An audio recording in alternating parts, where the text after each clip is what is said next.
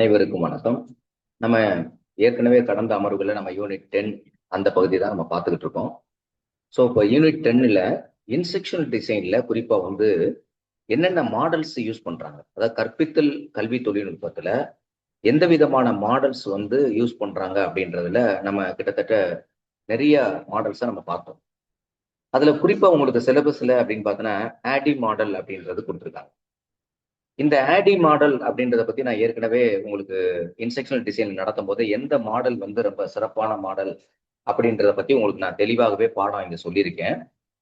இப்ப இந்த ஆடி மாடலை பொறுத்தளவு ஒரு ஃபேமஸான ஒரு டிசைன், வைடரா அக்செப்ட் பண்ணிக்கிட்ட ஒரு மாடல் அப்படின்னு நம்ம இதை சொல்லலாம். எல்லாராலையும் ஏற்றுக்கொள்ளப்பட்ட ஒரு மாதிரி அப்படின்னு நம்ம சொல்லலாம். அதாவது இந்த இன்ஸ்ட்ரக்ஷனல் டிசைன்ல அதே மாதிரி வைடரா நிறைய டீச்சிங் ப்ரொஃபஷனிஸ்ட், எஜுகேஷனிஸ்ட் யூஸ் பண்ணக்கூடிய ஒரு மாடல் அப்படின்னு நம்ம எடுத்துக்கலாம். ஏன்னா இந்த மாடல் ஒரு ஹோலிஸ்டிக்கான அப்ரோச்சை டிசைன் பண்ணக்கூடிய ஒரு மாடலாக இருக்கிறது. இந்த மாடல்ல குறிப்பா என்ன அப்படின்னு பார்த்தோம்னா அதனுடைய அக்ரோனமி அப்படின்றது உங்களுக்கு பார்த்தோம் அப்படின்னா அந்த acronym A for analysis, D for design, second D for development, I for implementation, E for evaluation.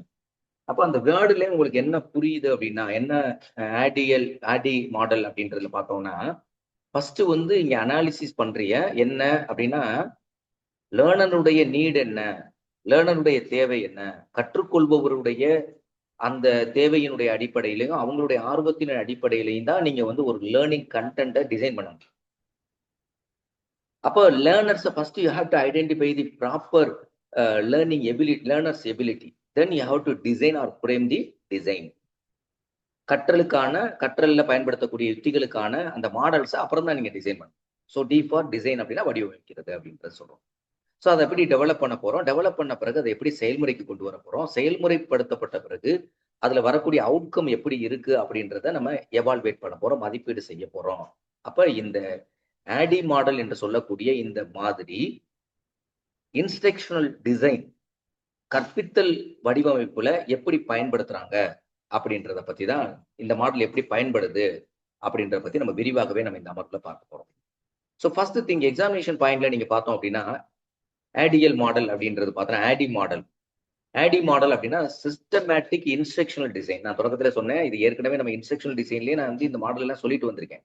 நீங்க ப்ரீவியஸ் கிளாஸஸ் அட்டன் பண்ணும்போது உங்களுக்கு தெரிஞ்சிருக்கும். ஸோ இன்ஸ்ட்ரக்ஷனல் டிசைன் அப்படின்றது சிஸ்டமேட்டிக் இன்ஸ்ட்ரக்ஷனல் டிசைன் அப்படின்னா கற்பித்தலுக்கான வடிவமைப்பு, ஒரு கற்பித்தலுக்கான வடிவமைப்பு எப்படி, அதாவது கற்பித்தல் நிலையில நீங்க ஒரு இன்ஸ்ட்ரக்ஷனல் டிசைன்ஸ் உருவாக்கும் போது அது எப்படி இருக்கும் அப்படின்னா ஒரு சிஸ்டமேட்டிக் ஃப்ரேம் ஒர்க் அப்படின்ட்டு சொல்றாங்க. அந்த சிஸ்டமேட்டிக் ஃப்ரேம் ஒர்க் தான் நம்ம இப்ப அக்ரோனமில பார்த்துட்டு வந்தோம். எந்த ஆர்டர்ல அந்த சிஸ்டம் உருவாக்குறாங்க, ஃபர்ஸ்ட் என்ன, செகண்ட் அனாலிசிஸ் பண்றாங்க, அடுத்து டி ஃபார் டிசைன் பண்றாங்க, டெவலப்மெண்ட் பண்றாங்க அப்படின்னு நம்ம பார்த்தோம் பத்தியில அதுதான். அப்ப மாடல், இந்த ஆடி மாடல் அப்படின்னு சொல்லக்கூடிய model is a systematic instructional designs model used to, எதுக்கு யூஸ் பண்றாங்க இந்த மாடல் அப்படின்னு பார்த்தோம்னா to create effective teaching learning experience. அப்ப கற்றல் கற்பித்தல்ல மிகவும் பயனுள்ள ஒரு எக்ஸ்பீரியன்ஸ், அனுபவத்தை மாணவர்களுக்கு கொண்டு வருவதற்காக ஒரு ஒழுங்கமைக்கப்பட்ட ஒரு கற்பித்தல் வடிவமைப்பினுடைய மாதிரி தான் இந்த ஆடி மாடல். ஸோ அதான் சொல்றாங்க. மறுபடியும் நான் சொல்றேன், இது ரொம்ப எக்ஸாமினேஷன் பாயிண்ட் மிக முக்கியமான ஒரு டாபிக்னு எடுத்துக்கலாம். So model is a systematic, என்ன model, ADDIE model. ADDIE model is a systematic instructional design, கற்பித்தலுடைய வடிவமைப்புல ஒழுங்கமைக்கப்பட்ட ஒரு முறை அப்படின்னு சொல்றோம். இதை எதுக்கு யூஸ் பண்றாங்க அப்படின்னா to create the effective teaching learning experience அப்படின்றதுக்கு தான் இதை பயன்படுத்துறாங்க அப்படின்றத பத்தி நம்ம பார்த்தோம். ஸோ இதனுடைய அக்ரோனமியை நம்ம ஏற்கனவே பார்த்துட்டோம். So analysis, design, development, implementation and evaluation அப்படின்றது நம்ம பார்த்துருக்கோம்.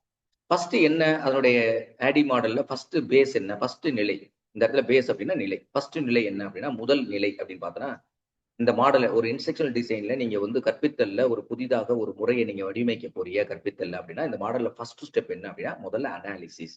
அப்ப அனாலிசிஸ்னா என்ன, பகுத்து பார்த்தல், பகுப்பாய்வு செய்தல். யாரை பகுப்பாய்வு செய்தல் அப்படின்னா identify the needs, goals and target audience. யாரு ஆடியன்ஸ், இந்த இடத்துல ஆடியன்ஸ் மீன்ஸ் யாரு, லேர்னர்ஸ், இட் மீன்ஸ் ஸ்டூடெண்ட். யாரு கற்றுக்கொள்றாங்களோ கற்றுக்கொள்ளக்கூடியவங்க தான் ஆடியன்ஸ். அப்ப முதல்ல ஃபர்ஸ்ட் பேஸ் இந்த மாடல் நீங்க ஒரு இன்ஸ்ட்ரக்ஷனல் டிசைனை வடிவமைக்கிறதுக்கு முன்னாடி முதல்ல you have to identify the audience, you have to identify the learners, you have to identify the students. So அப்ப அந்த ஸ்டூடெண்ட்ஸை டார்கெட் அவங்கள கண்டுபிடிச்சதுக்கு பின்னாடி அவங்களுடைய தேவை என்ன, அந்த மாணவர்களுக்கு எந்த கண்டென்ட்டை கொடுக்கணும், அந்த கண்டென்ட் மூலமா அந்த எஜுகேஷனல் ஆப்ஜெக்டிவ் உங்களுடைய கோல் இருக்கு பத்தியா அது என்ன அப்படின்ற இந்த மூணையும் நீங்க ஃபர்ஸ்ட் ஐடென்டிஃபிகேஷன். ஸோ அனாலிசிஸ்ல என்ன சொல்றாரு இந்த மாடல்ல, ஆடி மாடல்ல பார்த்து இது வைடரா யூஸ் பண்ணக்கூடிய ஆடி மாடல்ன்றது வைடரா யூஸ் பண்ணக்கூடிய ஒரு மாடல் சொல்லிட்டாங்க. ஸோ இது வந்து ஃபர்ஸ்ட் ஸ்டெப் வந்து நீடு கோல் டார்கெட்டட் ஆடியன்ஸ் கண்டுபிடிச்சாச்சு. தென் செகண்ட் நெக்ஸ்ட் அதுல பார்த்தோம் அப்படின்னா check the learner's current skill and learning caps.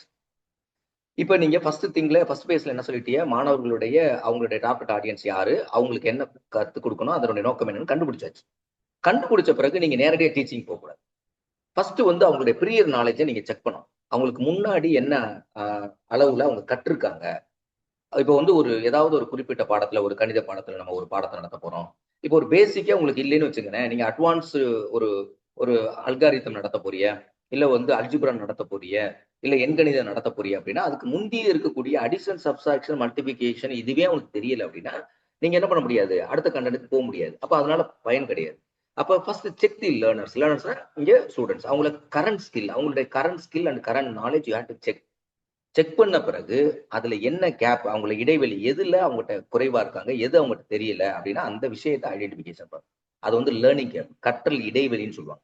கற்றல் இடைவெளினா என்ன, கற்றுக்கொள்பவர்கள் என்ன கற்றுருக்காங்க, கற்றுக்கொண்டதுல இன்னும் என்ன அவங்க கற்றுக்கொள்வதற்கு மீதம் இருக்கு அப்படின்றத நீங்க ஐடென்டிபிகேஷன் பண்றதா என்னது லேர்னிங் கேப்ஸ். ஸோ இந்த ப்ராசஸ்க்கு பேர் தான் என்னது, இந்த ஆடி மாடல்ல ஃபர்ஸ்ட் பேஸ்ல இதை கண்டுபிடிக்கிறீங்க அப்படின்றது. ஸோ கண்டுபிடிச்சாச்சு யாரு என்ன கொடுக்க போறோம், அவங்களுக்கு என்ன கேப் இருக்கு அப்படின்னு கண்டுபிடிச்சாச்சு. ஸோ கண்டுபிடிச்சதுக்கு பின்னாடி first then second step, second phase அப்படின்னா ஃபர்ஸ்ட் செகண்ட் பேஸ்ல so frame the objectives.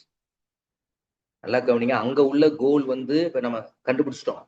So இப்ப அந்த கோலுக்கு தகுந்தாப்புல நீங்க வடிவமைக்கணும். எதை ஃப்ரேம் பண்ணணும் அப்படின்னு பார்த்தோன்னா ஆப்ஜெக்டிவ்ஸை ஃப்ரேம் பண்ணணும். இந்த ஆப்ஜெக்டிவ் ஃப்ரேம் பண்ணும்போது கற்றலுடைய கல்வியினுடைய நோக்கங்களை நீங்க வடிவமைக்கும் போது பொதுவாகவே நம்ம கற்றல்ல சில பிரின்சிபல்ஸ் வச்சிருக்கோம். Known to unknown, simple to complex, இப்படிதான் நீங்க ஒரு சீக்வன்சியல் கண்டென்ட்டை உருவாக்கணும். கற்றலுக்கு உரிய அந்த கண்டென்ட் கருது பொருள் அப்படின்னா என்ன பாடங்கள், என்ன கருத்தை பற்றி நாம் நடத்த போறோம்.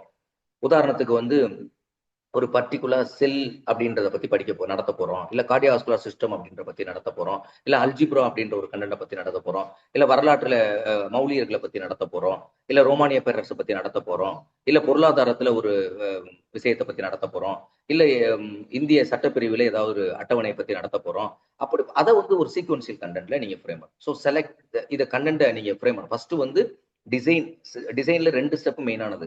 ஒன்னு frame the objectives, sequential content உருவாக்கியாச்சு. தென் நெக்ஸ்ட் என்ன அப்படின்னா செலக்ட் தி ஸ்ட்ராட்டஜி.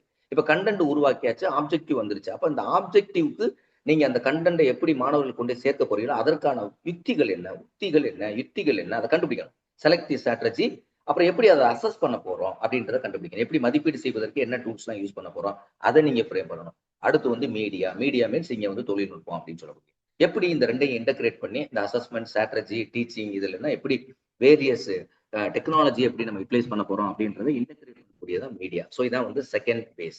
செகண்ட் பேஸ்ல வடிவமைக்கிறோம், டிசைன் பண்றோம். எதை வடிவமைக்கிறோம், என்ன ஆப்ஜெக்டிவ் இருக்கு அதை சீக்வன்ஸ்ல வடிவமைக்கிறோம் அந்த கண்டென்ட்டை.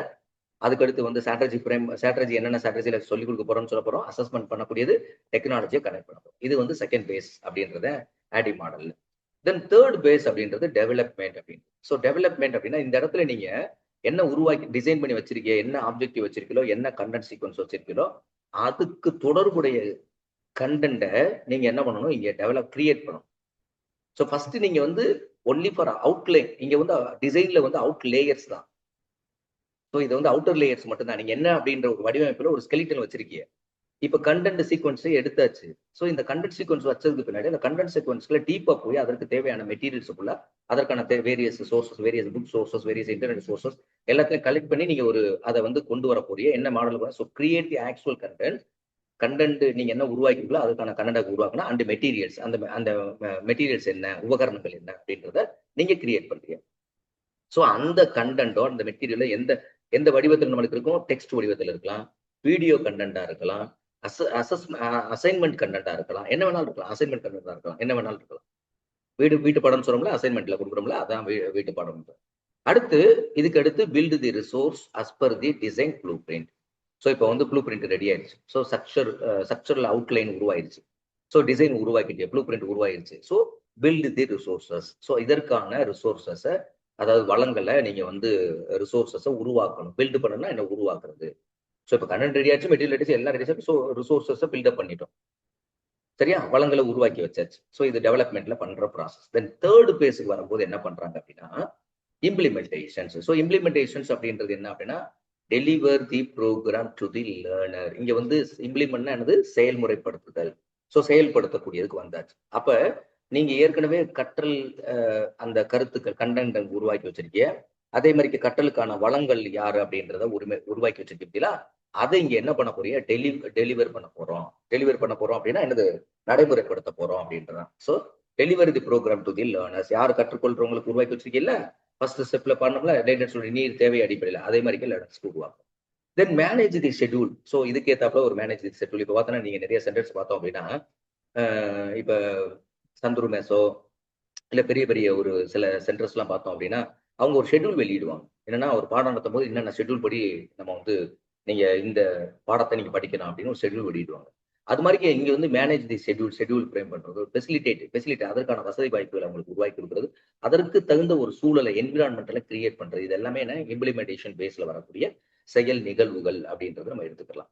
அடுத்து பார்த்தோம் அப்படின்னா அடுத்த பேஸ். ஸோ இம்ப்ளிமெண்டேஷன் முடிஞ்சிருச்சு, இப்ப அவுட்கம் மெஷர் பண்ணியாங்க. ஸோ இம்ப்ளிமெண்டேஷன் முடிஞ்சிச்சுன்னா நடைமுறைப்படுத்தியாச்சு, இப்போ அவுட்கம் மெஷர் பண்ணணும். ஸோ அவுட்கம்ல வந்து நம்மளுக்கு பார்த்தோன்னா எவாலுவேஷன், நிறைய எவாலுவேஷன் மெத்தட் இருக்கு. இங்க முக்கியமா 2 எவாலுவேஷன் மெத்தட் நான் சொல்றேன். ஸோ ஃபார்மேட்டிவ் எவாலுவேஷன் அப்படின்றது உங்களுக்கு 2 வகையான முறையில அவங்க எவாலுவேட் பண்றாங்க. ஒன்று வந்து ongoing or during the develop. நீங்க அந்த கற்றல் நடந்துகிட்டு இருக்கும் போதே அதை மெஷர் பண்றீங்க ஆன் கோயிங் டைப்ல. ஸோ சமேட்டிவ் அசஸ்மெண்ட்னா ஆஃப்டர் இம்ப்ளிமெண்டேஷன் கம்ப்ளீட்டா எல்லாம் முடிஞ்சிருச்சு அப்படின்னா முடிஞ்சதுக்கு பின்னாடி லாஸ்ட் ஒன்ல நீங்க இம்ப்ரூவ்மெண்ட் எப்படி இருக்கு அப்படின்ற பார்க்கலாம் அப்படின்ற சொல். So use the feedback for the improvement. எதுக்காக யூஸ் தி ஃபீட்பேக், எதுக்காக பண்றோம், ஃபார் தி இம்ப்ரூவ். இருக்கா இல்லையா, ஆயிருக்கா ஆகலையா. ஸோ அப்போ அதுக்கடுத்து நம்ம என்ன இம்ப்ரூவ் பண்ணுறோம் அப்படின்றது. ஸோ இது ஏன் இந்த மாடல் ஃபேமஸான மாடல், ஏன் வைடா யூஸ் பண்றாங்க அப்படின்றதுக்கு இப்போ உங்களுக்கு ஒரு விடை கழிச்சிருக்கோம். இது என்ன 5 பேஸ்ல இருக்கு. 5 பேஸ்ல என்ன பண்றோம் அப்படின்னா எப்படி நீங்க வந்து ஒரு கண்டென்ட்டை நீங்க வந்து மாணவர்களுடைய தேவைக்கு ஏத்தாப்புல உருவாக்குன பிறகு அதுக்கு பின்னாடி டிசைன்ஸ் பண்றீங்க, அதுக்கடுத்து அதை எப்படி கண்டென்ட்டை டெவலப் பண்றீங்க, கண்டென்ட்டை எப்படி டெவலப் பண்றோம், வீடியோ கண்டென்ட்டை எப்படி டெவலப் பண்றோம், டெவலப் பண்ணதுக்கு பின்னாடி அதை செயல்முறைப்படுத்துன பிறகு கம்ப்ளீட் எவாலுவேஷன் முடிஞ்சிருச்சு. ஸோ அப்போ கற்றல் கற்பித்தல்ல டீச்சிங் லேர்னிங் ப்ராசஸ் அப்படின்னு சொல்லக்கூடிய இந்த செயல் நிகழ்வுல என்ன நடக்கணும் அப்படின்ற என்டையர் விஷயத்தையும் இவர் இந்த ஆடி மாடல்ல டிசைன் பண்ணப்பட்டிருக்கு. அதனாலதான் இந்த மாடலை வைடரா எல்லாரும் யூஸ் பண்றாங்க. ஸோ எக்ஸாமினேஷன் பாயிண்ட்ல இப்ப நான் பதிவு பண்ணியிருக்கக்கூடிய பாடத்துல ஸோ இதே மாதிரி முந்தைய கண்டென்ட்டுகள் எல்லாமே அந்த பாடம் ஒவ்வொரு டாபிக்லயுமே நான் சில விஷயங்களை கருத்துக்களை தொடர்ச்சியா வலியுறுத்துறேன் எக்ஸாமினேஷன் பாயிண்ட்ல. அந்த பாயிண்ட் அடிப்படையில தான் உங்களுக்கு வினாக்கள் இருக்குமே தவிர இதை தாண்டி வந்து ஒரு வினாக்கள் வந்து போக மாட்டாங்க. ஸோ இதை சரியா நீங்க புரிஞ்சுக்கிட்டே அப்படின்னா இதுல கேட்கப்படக்கூடிய எல்லா வினாக்களுக்கும் விடையளிக்க முடியும் என்று கூறி இந்த அமர்வை நான் நிறைவு செய்றேன். அடுத்த அமர்வுல நம்ம வந்து வேறொரு மாடலை பத்தி நம்ம வந்து சிந்தனை செய்ய இருக்கிறோம். அடுத்த அமர்வுல நம்ம பார்ப்போம் சைபர்நெட்டிக்ஸ் அப்படின்னு சொல்லக்கூடிய அடுத்த ஒரு பாயிண்ட்டுக்குள்ள நம்ம உள்ள போறோம். ஸோ சைபர்நெட்டிக்ஸ்ல சார் அதை தொடர்ச்சியா வரக்கூடிய நிறைய சைபர்நெட்டிக்ஸ் பேஸ் பண்ணி வரக்கூடிய டீச்சிங் எக்ஸாம்பிள்ஸ் என்ன, so importance in education technology ரொம்ப முக்கியமானது என்ன, அதோட கீ கான்செப்ட் என்ன அப்படின்ற இதை வந்து சைபர்நெட்டிக்ஸ்ன்றது எஜுகேஷன்ல எப்படி பயன்படுது அப்படின்றத பத்தியான அதனுடைய ஆரிஜின் என்ன, அதனுடைய மீனிங் என்ன, அதை பத்தி அடுத்த அமர்வுல நம்ம பார்ப்போம். ஸோ இந்த அமர்வை நான் இதோடு நிறைவு செய்தேன். நன்றி, வணக்கம்.